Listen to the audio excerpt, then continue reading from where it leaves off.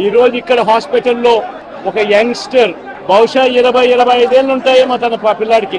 ఆ 20 ఏళ్ల పిల్లాడిని ఎందుకు నిర్దాక్షిణ్యంగా కొట్టారో కూడా తెలియదు. కేవలం ఎన్నికల్లో వైఎస్ఆర్ కాంగ్రెస్ పార్టీకి తరఫున తాను ఓటు వేశాడని,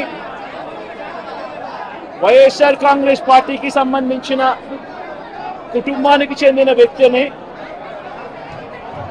అతి దారుణంగా కావాలని అదే పనిగా వెంపర్లకు అదే పనిగా ఒక వెహికల్లో వచ్చి దారిలో పోతా ఉన్న పిల్లోడిని బైక్ ఆపి నిర్దాక్షిణ్యంగా కొట్టి హాస్పిటల్ పాలు చేస్తూ ఉంటే ఏం సాధిస్తూ ఉన్నారు? ఇంతవరకు పులివెందుల్లో ఎప్పుడు ఇలాంటి సాంప్రదాయం లేదు. ఎన్నో ఎన్నికల్లో చేశాం, ఎప్పుడు పులివెందుల్లో ఇలాంటి సాంప్రదాయం లేదు. ఎన్నికలు అయిపోయిన తర్వాత ఓటు వేయని వారిని కొట్టే కార్యక్రమం ఎప్పుడు జరగల. రాష్ట్ర వ్యాప్తంగా కూడా ఒక భయాందోళన వాతావరణం క్రియేట్ చేయడం కోసం అని రాష్ట్ర వ్యాప్తంగా ఇదే చేయిస్తూ ఉన్నారు దగ్గరుండి. ఏం సాధిస్తారు దీనివల్ల? మీరు వేసే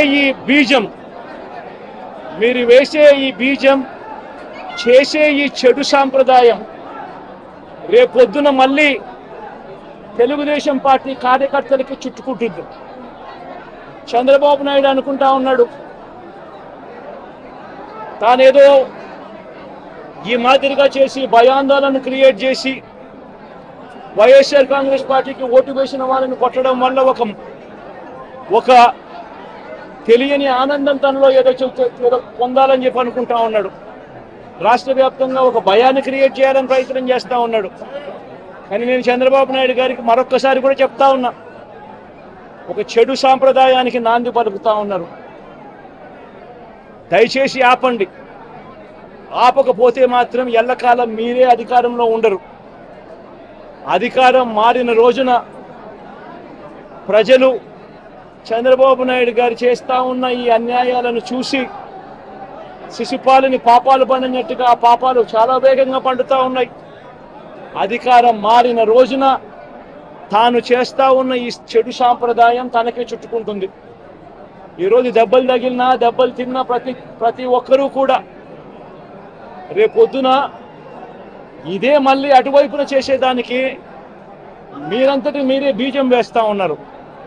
ఇది సరైన పద్ధతి కాదు. నాయకులుగా ఉన్న మనలాంటి వాళ్ళం ఇలాంటివి ప్రోత్సహించాల్సిన పని ఎప్పుడు రాకూడదు, జరగకూడదు. దయచేసి చంద్రబాబు నాయుడు గారికి ఇప్పటికైనా చెప్తా ఉన్నా, చంద్రబాబు నాయుడు గారిని హెచ్చరిస్తూ ఉన్నాను, మరొక్కసారి మళ్ళీ హెచ్చరిస్తూ ఉన్నాను, ఇది కరెక్ట్ సాంప్రదాయం కాదు, దయచేసి దీన్ని ఆపమని చెప్పి. నిజంగానే ఒకసారి మీరు కూడా వెళ్ళి ఒకసారి చూడండి. ఒకసారి ఏం పాపం చేశాడు నా పిల్లోని, ఎందుకు కొట్టారు, ఏం పాపం చేశాడని కొట్టాడు. ఈరోజు ఒకసారి హాస్పిటల్లో కూడా ఒకసారి చూడండి. ఒకసారి 90 మంది పిల్లలు ఇక్కడ జాయిన్ అయ్యారు. మధ్యాహ్న భోజనం పథకం సరిగ్గా జరగడం లేదు. పిల్లలు కనీసం బ్యాగుల సప్లై కూడా సరిగ్గా జరగడం లేదు.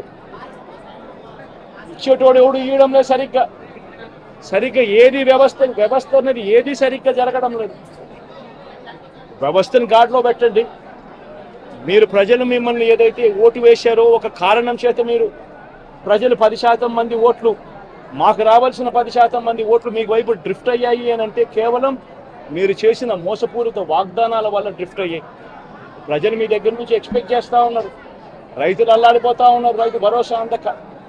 పిల్లలు అల్లాడిపోతూ ఉన్నారు, పిల్లలు బడులు స్టార్ట్ అయ్యాయి కానీ తల్లులకు అమ్మఒడి కార్యక్రమం ద్వారా వస్తూ ఉన్నది రావడం లేదు. తల్లులు ఎదురుగా ఆశగా ఎదురు చూస్తూ ఉన్నారు, వాళ్ళని చూసుకోండి. అక్క చెల్లెమ్మలకి ఇస్తామన్నారు నెల 1500 రూపాయలు, అది ఇచ్చే కార్యక్రమం చూసుకోండి. ఇంటింటికి ఉద్యోగం అన్నారు, ఉద్యోగం ఇవ్వకపోతే 3000 రూపాయలు ప్రతి ఇంటికి నిరుద్యోగ వృత్తి అన్నారు.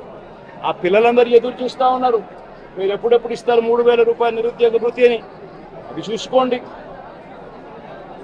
ఇటువంటి ఏవి కూడా మంచి కార్యక్రమాలు ఏవి కూడా చేయకుండా రాష్ట్ర వ్యాప్తంగా భయాందోళన మాత్రమే క్రియేట్ చేసే దుర్బుద్ధిని చేసే దుశ్చర్యను ఆపండి అని మరొకసారి హెచ్చరిస్తూ చెప్తా ఉన్నాం.